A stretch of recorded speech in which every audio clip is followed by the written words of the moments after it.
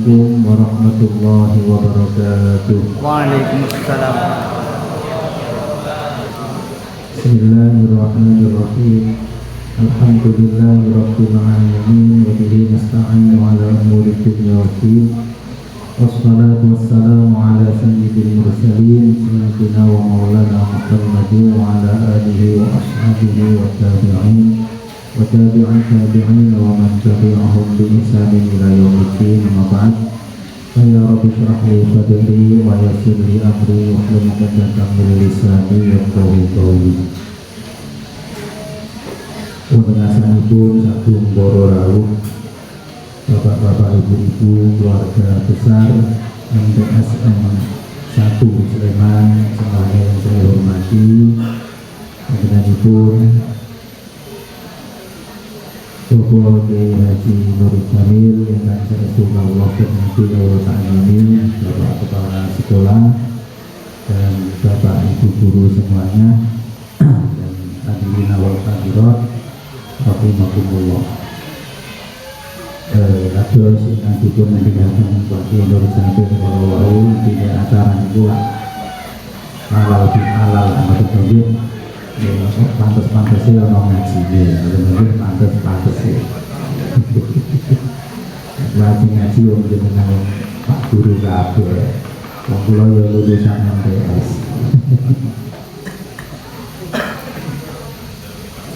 Sagung Boro Rawuh ingkang kula hormati.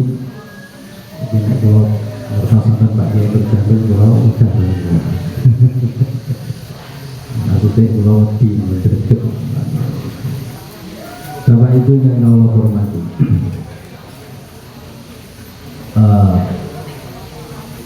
bahwa meminta dan memberi maaf ini penting banget.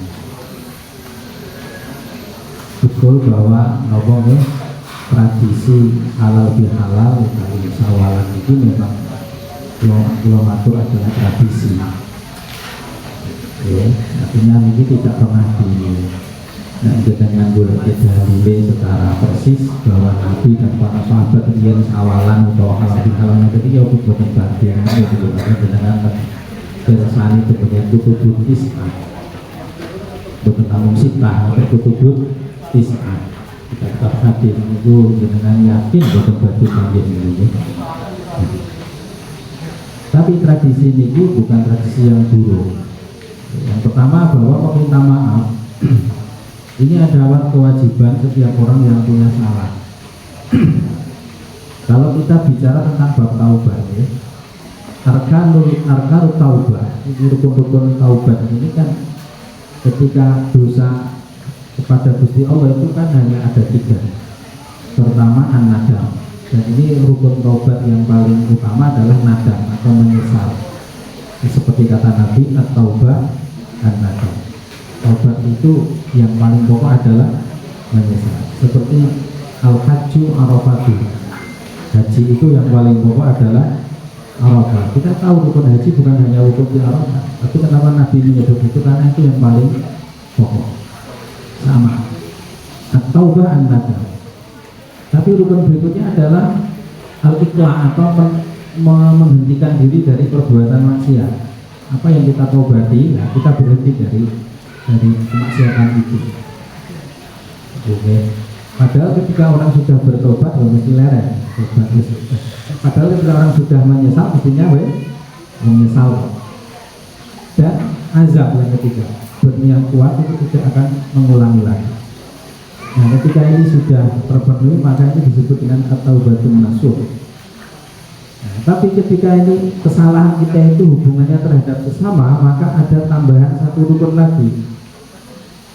Yang itu adalah al-iqtidar atau raddul mazlamah, meminta maaf atau mengembalikan apa yang kezaliman kita, apa yang kesalahan kita.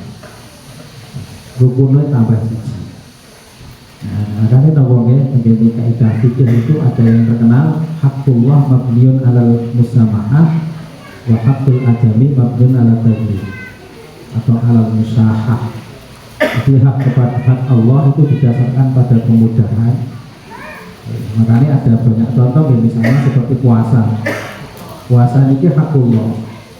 Maka untuk menetapkan ini sudah Ramadan atau belum, saksinya cukup satu sebetulnya, satu pun sudah. Tapi berbeda dengan kesaksian pencurian yang namanya adami, maka saksinya minimal 2 orang, apalagi perzinahan maka 4 ya, dan seterusnya. Karena hak adami lebih berat, urusannya lebih angel hak adami. Kenapa demikian? Karena urusan dengan Allah itu lebih mudah. Orang tobat kali Gusti Allah lebih gampang urusannya. Artinya Allah lebih mudah. Allah itu maha bukan hanya taib tapi tawwab, menerima atau berulang kali menerima pertobatan. Tapi hubungan kepada sesama itu yang dalam ngapura kalau tinggal ngapura. Sehingga nyata ya. Taubat mungkin mestinya setiap kali kita berdosa punya salah wajib taubat fauron, segera. Sama ketika punya salah sama orang itu wajib segera menyelesaikan kesalahan itu dengan minta maaf, mengembalikan apa yang kita ambil dan seterusnya fauron. Jadi orang tunggu nopo, orang tunggu bodoh. Siapa yang menjamin umur kita sampai Lebaran? Tapi tradisinya tadi juga nggak buruk, nggak jelek. Oke, ini urut jaluk ngapura ya, ini jaluk ngapura. Maka sih jalan motor sini bodoh. Alhamdulillah kita urut tekan bodoh, punya kesempatan. Dan begini ya, mau minta maaf model kayak tadi, itulah rombongan kok dijamak dan itu kesalahannya udah dirinci, betul? Ini kan logikanya kan jalur ngapura aku juga salah karo sampean, aku ini baru nyolong kolomnya sampean, pamannya kan betul ya. Aku ini baru ngerasani sampean, kan sini betul ya. Tapi ini lah buatan ini mau, buatan dirinci. Padahal yang cara mazhab Syafi'i meminta maaf itu harus dirinci. Setahun ini aku duwe salah karo sampean, tanggal sekian aku ngerasani gue bab iki. Maka ini kudu diper jelas. Nanti selalu dong ya.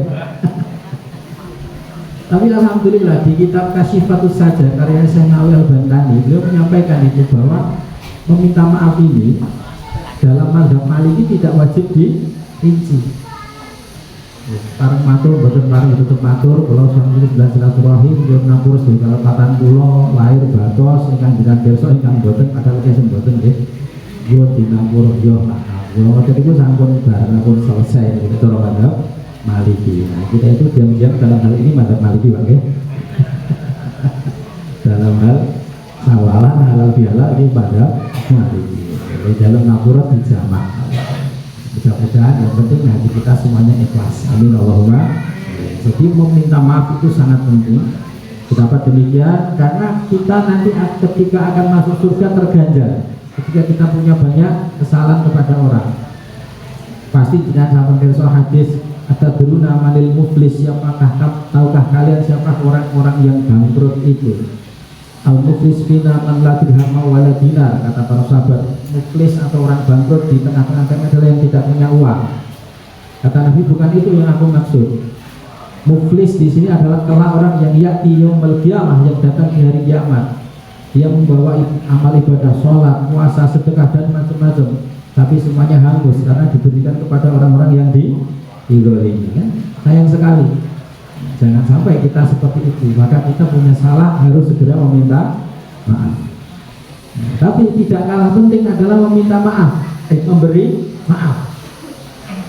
Kata Nabi Muhammad SAW dalam sebuah hadis riwayat Imam At-Tabrani marfu', meskipun oleh para ahli mustalah di status sebagai hadis dhaif, itu tidak apa-apa. Hadis dhaif itu boleh kita gunakan dalam hal-hal yang bersifat bukan hukum. Hukum pun yang tidak bersifat tegas seperti haram dan halal, seperti dan wajib. Bahkan yang dengan belajar usul fikih dan qawaid fikih itu dalam mazhab Hambali, aslinya mazhab Hambali, antara kias dengan hadis dhaif itu banyak ulama di kalangan mazhab Hambali itu yang memilih hadis dhaif daripada kias. Jadi buat kita jangan gara-gara kita itu belajar mustalah hadis malah jadi anti hadis dhaif. Suatu Tirsawi Al-Ghazali dalam salah satu karyanya yang paling terkenal namanya Ihya Ulumuddin, itu bukan dia tidak tahu menampilkan hadis-hadis dhaif itu yang belakangan dikritik oleh banyak orang. Bahkan oleh ulama-ulama di Maroko itu sempat dibelakang kitab-kitab ini gara-gara muatan hadisnya yang banyak ya dhaif. Itu bukan tanpa alasan. Dalam karya beliau yang lain yang namanya Al-Arba'in fil Usul, beliau menyampaikan ini menurut bab ittiba'us sunnah, itu tidak bisa saja. Kalau kita mendengar ada satu sunnah diriwayatkan dari Kanjeng Nabi, Nabi melakukan ini atau meninggalkan itu, yang pertama kali kita yang kita terlintas dalam benak kita itu adalah mengamalkannya sebelum kita memikirkan hadisnya sahih atau tidak. Itu bukti cinta kita kepada Kanjeng Nabi. Jadi yang lebih terpikir pertama kali piye ngamalke utawa laksanake, sebelum kemudian memikirkan oh hadis ini sahih ora. Kalaupun itu dhaif, ketika ada larangan hadisnya dhaif, lebih baik kita hindari. Ketika ada perintah hadisnya itu dhaif, lebih baik kita amalkan. Barangkali benar-benar dikatakan oleh Nabi. Beliau menceritakan ada seorang ahli hadis itu melanggar sebuah hadis dhaif, yakni larangan manih tajama yaumas sabti. Barang siapa berhijamah, berbekam di hari Sabtu, kemudian terkena sesuatu, maka fala yalumanna illa nafsa, jangan salahkan kecuali dirinya sendiri. Dilalah dia langgar itu dan akhirnya sakit betul. Dalam sakitnya dia ketemu Rasulullah Muhammad SAW dalam mimpi. Nah ditanya oleh Nabi, kenapa kamu bekam di hari Sabtu? Sing kita pada orang ahli hadis, jawab itu sesuai hadis, sesuai ilmunya, karena hadisnya dhaif kata dia. Dalam mimpi itu Nabi mengatakan, alaisa qultu, bukankah aku benar-benar mengatakan itu? Ternyata Nabi benar-benar mengatakan itu, hanya saja periwayatnya itu tidak masuk nominasi, tidak masuk nomor kriteria hadis sahih. Nah misalnya begini, kok ada satu nomor itu makalah Arab yang terkenal, kok yasdukul kadhub, kok yakdibus sadu. Terkadang orang jujur pun suka, terkadang orang jujur pun sesekali dusta. Terkadang pendusta pun jujur.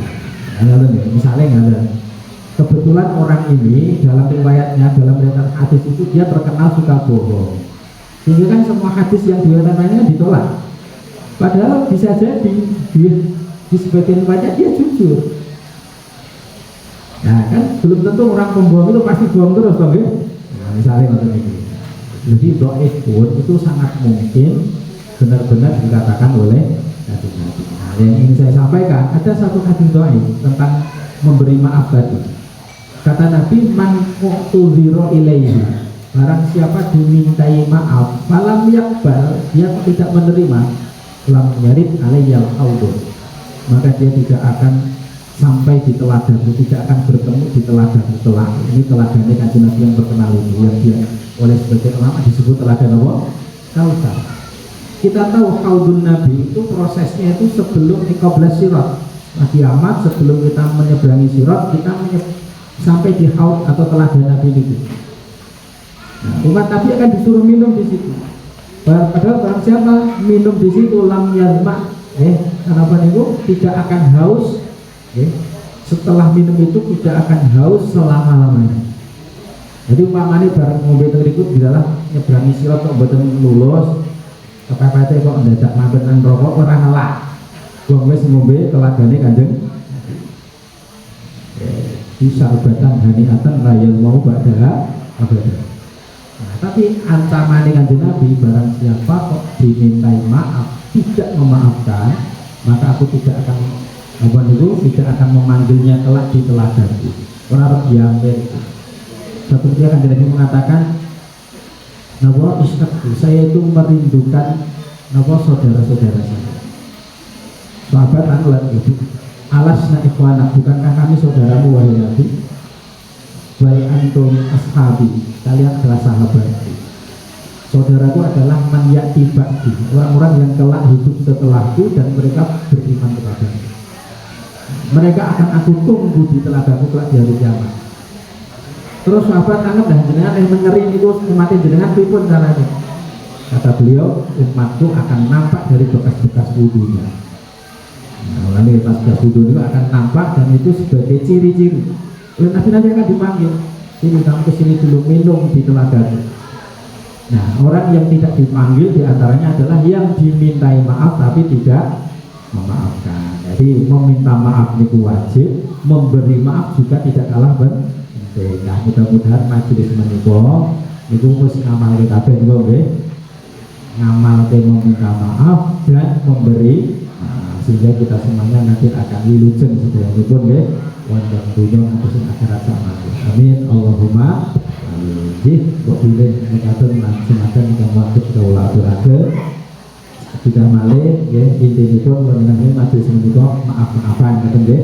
Jadi ngajine tambahan mawon dan sehingga kawula kata kekirangan sekiranya kula nyuwun pangapunten kawula kedapatan sepanjang Allah ya fiqh alimah ya fiqh wa ya Assalamualaikum warahmatullahi wabarakatuh.